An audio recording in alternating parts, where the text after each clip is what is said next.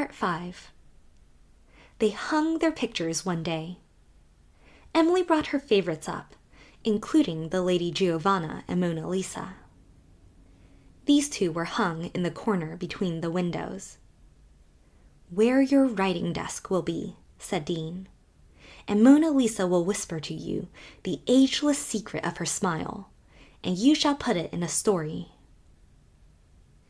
"I thought you didn't want me to write any more stories," said Emily. "You've never seemed to like the fact of my writing." "That was when I was afraid it would take you away from me. Now, it doesn't matter. I want you to do just as pleases you." Emily felt indifferent. She had never cared to take up her pen since her illness. As the days passed, she felt a growing distaste to the thought of ever taking it up. To think of it meant to think of the book she had burned, and that hurt beyond bearing. She had ceased to listen for her random word. She was in exile from her old starry kingdom. "I'm going to hang old Elizabeth Bass by the fireplace," said Dean. "Engraving from a portrait by Rembrandt. Isn't she a delightful old woman, Star, in her white cap and tremendous white ruff collar? And did you ever see such a shrewd, humorous, complacent, slightly contemptuous old face?" "I don't think I should want to have an argument with Elizabeth," reflected Emily. "One feels that she is keeping her hands folded under compulsion, and might box your ears if you disagreed with her." "She has been dust for over a century," said Dean dreamily. "Yet here she is, living on this cheap reprint of Rembrandt's canvas. You are expecting her to speak to you. And I feel, as you do, that she wouldn't put up with any nonsense. But likely she has a sweetmeat stored away in some pocket of her gown for you. That fine, rosy, wholesome old woman. She ruled her family, not a doubt of it. Her husband did as she told him, but never knew it."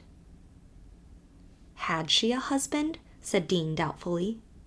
"There's no wedding ring on her finger."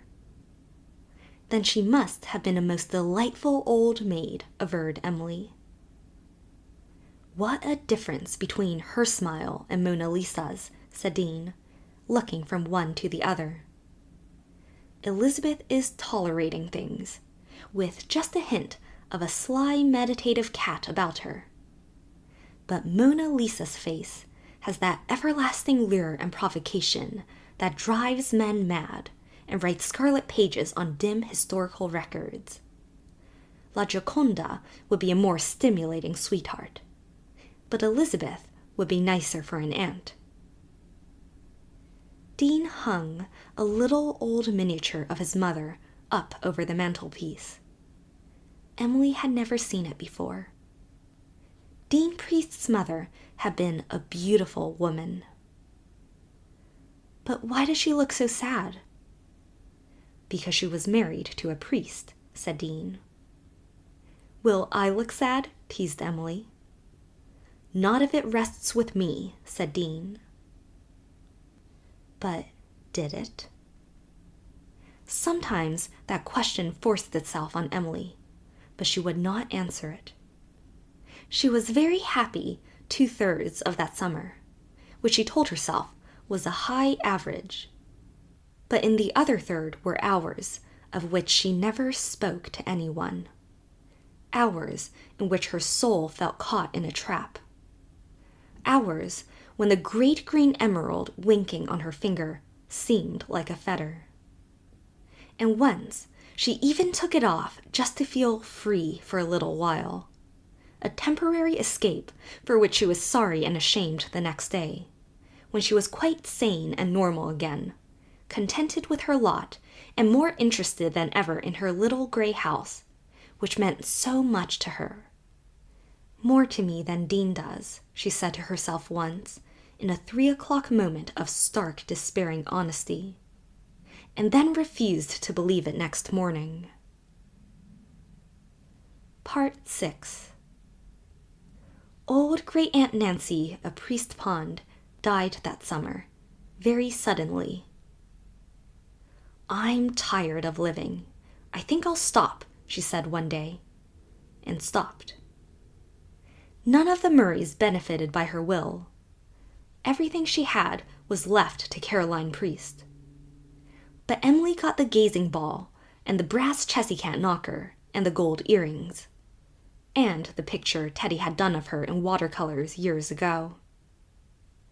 Emily put the chessy-cat on the front porch door of the disappointed house, and hung the great silvery gazing ball from the Venetian lantern, and wore the quaint old earrings to many rather delightful pomps and vanities.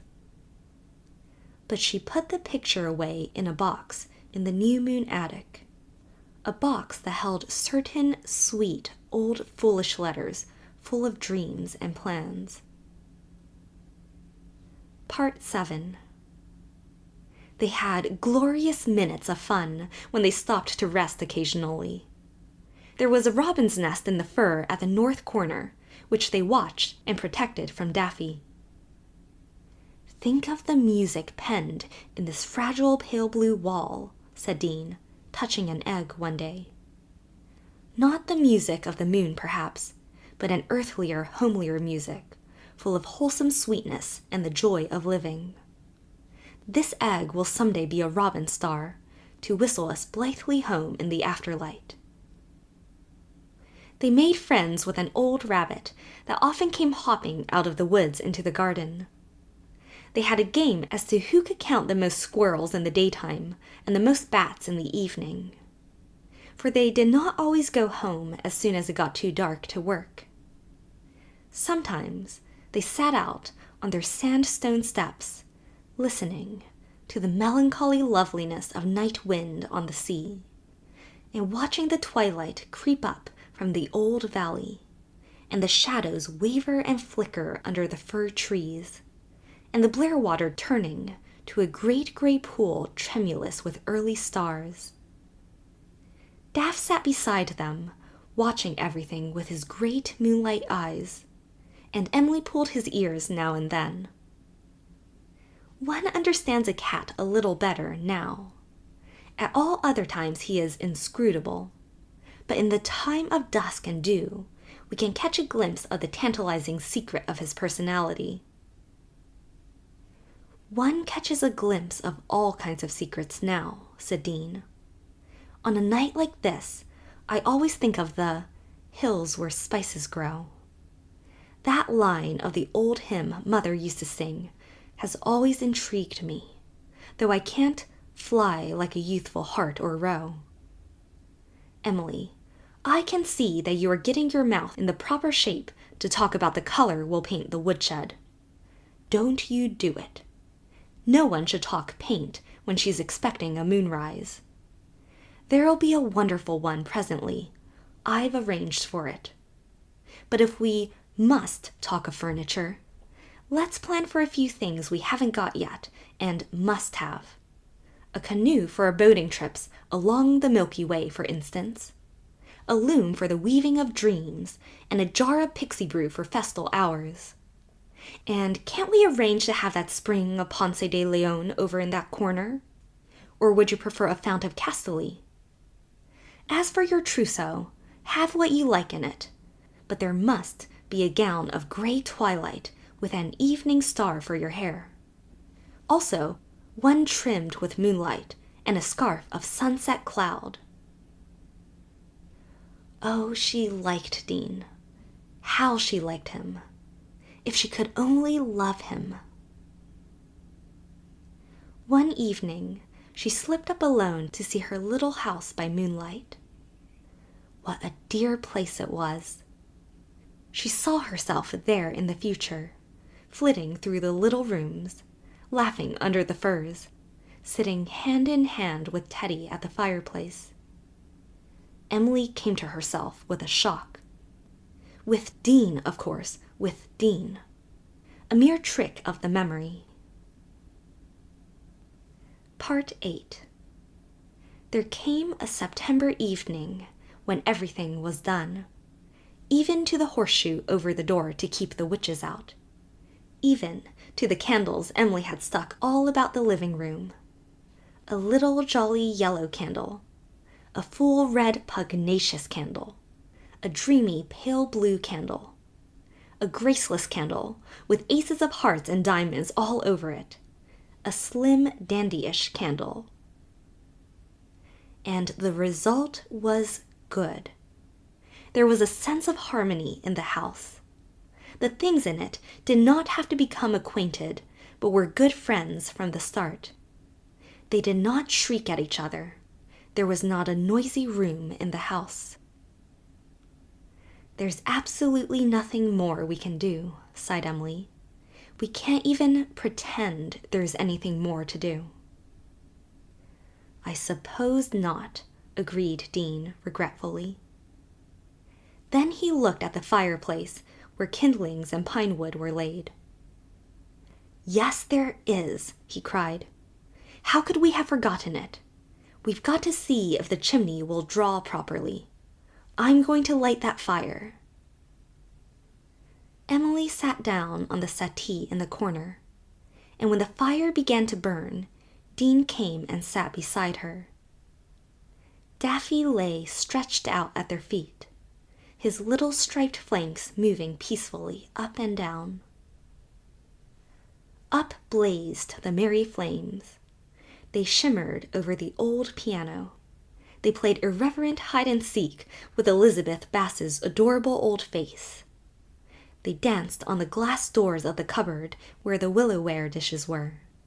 They darted through the kitchen door, and the row of brown and blue bowls Emily had ranged on the dresser winked back at them. "This is home," said Dean softly. "It's lovelier than I've ever dreamed of its being. This is how we'll sit on autumn evenings all our lives, shutting out the cold misty nights that come in from the sea.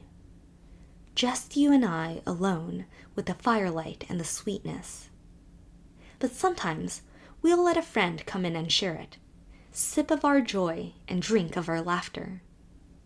We'll just sit here and think about it all till the fire burns out." The fire crackled and snapped. Daffy purred. The moon shone down through the dance of the fir boughs, straight on them through the windows. And Emily was thinking, could not help thinking, of the time she and Teddy had sat there. The odd part was that she did not think of him longingly or lovingly. She just thought of him. Would she asked herself, in mingled exasperation and dread, find herself thinking of Teddy when she was standing up to be married to Dean? When the fire had died down into white ashes, Dean got up. It was worthwhile to have lived long dreary years for this, and to live them again if need be, looking back to it, he said, holding out his hand. He drew her nearer. What ghost came between the lips that might have met? Emily turned away with a sigh. "Our happy summer is over, Dean." "Our first happy summer," corrected Dean. But his voice suddenly sounded a little tired.